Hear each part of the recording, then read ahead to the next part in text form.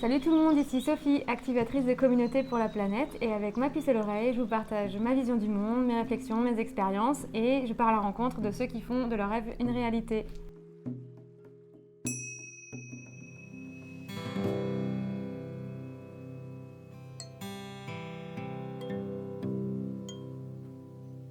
Valérie et Jean-Luc qui nous ont rejoints, qui sont donc les gérants propriétaires du Chêne Vert, qui font donc le Chêne Vert qui est un magasin bio à Montpellier qui fait aussi restauration et événements. Vous allez m'en dire plus.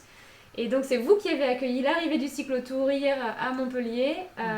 Et donc c'est comme ça, c'est grâce à ça que je vous ai rencontré, que j'ai rencontré Fred. Enfin j'avais déjà rencontré Croisé à Valence par hasard.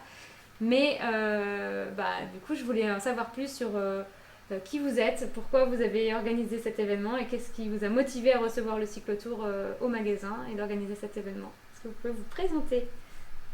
Tu commences? Bon, honneur aux dames, donc Jean-Luc, qui suis engagé dans le combat écologique et de la bio depuis une petite trentaine d'années, un peu moins. Ce qui m'a donc tout naturellement, dans un premier temps, amené à considérer que la distribution de produits biologiques était ce qui permettait de respecter la terre, respecter l'humain et la transparence des échanges au niveau des intervenants, quels qu'ils soient, salariés, producteurs. Il se trouve que ce combat est un petit peu, à mes yeux, passé de mode, puisque sans noircir le tableau de notre époque, on sent un vent de mondialisation qui voudrait prendre le contrôle de beaucoup de choses. Et donc c'est tout naturellement ce qui m'amène à participer à tout ce qui se passe autour de la June et de ce que j'appelle moi un nouveau souffle qui doit passer par l'indépendance économique en étant donc dans des réseaux divers comme Solaris, dont Valérie a monté l'antenne à Montpellier dans le magasin, la Graine, la June bien évidemment, que nous avons eu Enfin, en ce qui me concerne, la June, je les ai rencontrés au MIT, donc c'était le mouvement d'écologie et d'environnement de la Terre, donc était un endroit très engagé aussi, où on parlait d'énergie libre, on parlait de choses qui vont dans le sens d'un nouveau monde, pour sortir un petit peu des griffes, on va dire, de l'État. Donc le Chêne Vert est un lieu qui, maintenant, essaye de faire en sorte que les gens réfléchissent. Bakounine disait ventre affamé n'a point d'oreille, mais maintenant qu'on leur a donné à manger des bons produits bio, on va peut-être les amener à se demander si leur passage sur Terre n'est pas juste un courant d'air, si ça aurait peut-être un sens, qui serait peut-être pas inintéressant à une époque où on voit la nature quand même tourner de l'œil. Les baleines pleurer, les animaux, les oiseaux mourir, enfin bon, on ne va pas noircir le tableau. Donc nous sommes très optimistes à travers toutes les personnes qu'on rencontre, que ce soit au mythe, dans le cyclotour, les initiatives de Fred, notamment, qui a le gardien de ce cyclotour quelque part, puisque tout est sorti de son esprit rayonnant, lumineux. Donc nous ne pouvons être qu'enthousiasme et donc on n'avait pas d'autre possibilité que de les accueillir pour leur étape de Montpellier. C'est quasi une famille. Voilà. Donc moi je suis Valérie et j'avais déjà l'habitude d'organiser des événements et donc ça me plaisait en même temps d'être le lien entre la June, les gens qui veulent se renseigner. Ça permet de semer des graines en fait. Le fait de le faire dans le magasin, un lieu ouvert où il y avait des clients qui passaient, ils voyaient qu'il se passait quelque chose et en même temps on l'avait bien affiché et on en avait parlé depuis un certain temps. Donc il y a des flyers de la June qui sont pas loin. Voilà. Même si le magasin n'est pas encore apte à vendre en June, il y a eu déjà des G-marchés, il y a eu des rencontres. Voilà, ça se veut un lieu de vie et j'aime bien créer des ponts.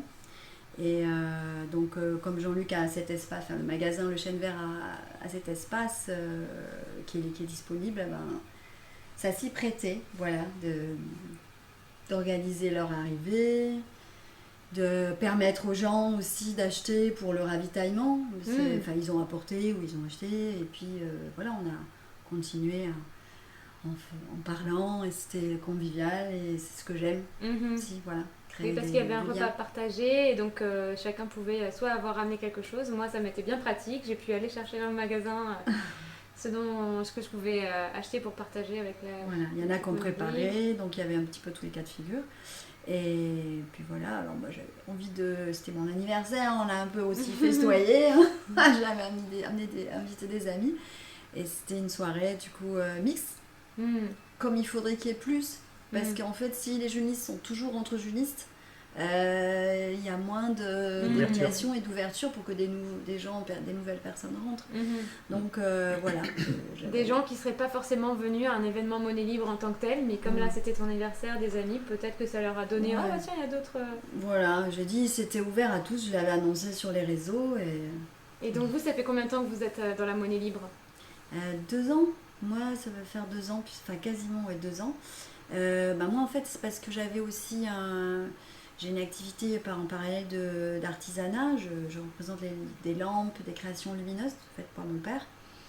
Et donc, il y avait un G-Marché et du coup, j'ai commencé aussi à vendre en June. Donc, j'ai ouvert un compte par la suite.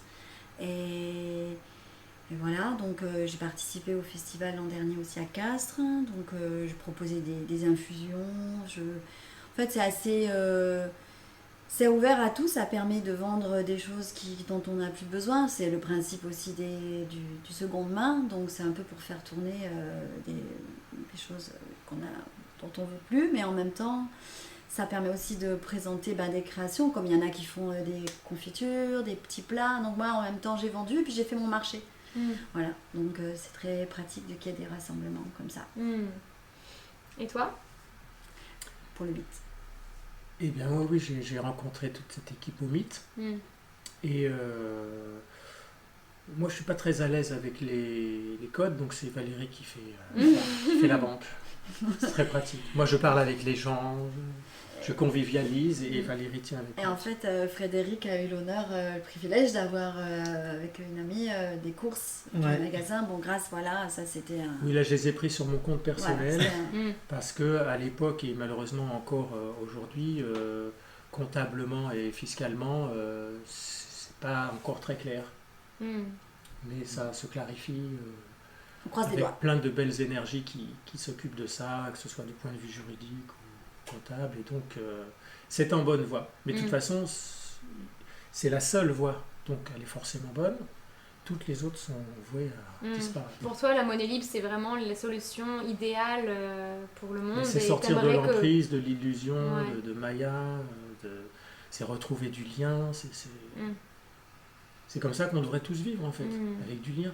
Donc ton rêve, ce serait que tu puisses faire en sorte que les produits qui sont proposés dans le magasin, par exemple, puissent être en monnaie libre et que tu puisses t'y retrouver pour tous les achats, tout ce que tu dois dépenser, que tu puisses faire du 100% monnaie libre en tant qu'achat et en vente. Comme il y a un espace de 200 mètres carrés qui a été libéré, on pourrait effectivement avoir les deux activités en parallèle. En associatif. Oui, sous quelque forme que ce soit. Oui, donc vous avez des idées potentiellement. Il y a un bel espace quand même qui pourrait être. Alors là, ça peut aussi être un appel à toutes les personnes qui pourraient proposer des produits ou aller dans ce sens. Parce que 200 mètres carrés à côté d'une grande ville, c'est un peu là que les gens sont zombifiés, mais quand même, justement, on va les réveiller. Ceux qui sont aux portes des villes ont la mission, justement, de réveiller les endormis. Serais-je tenté de dire en bon témoin.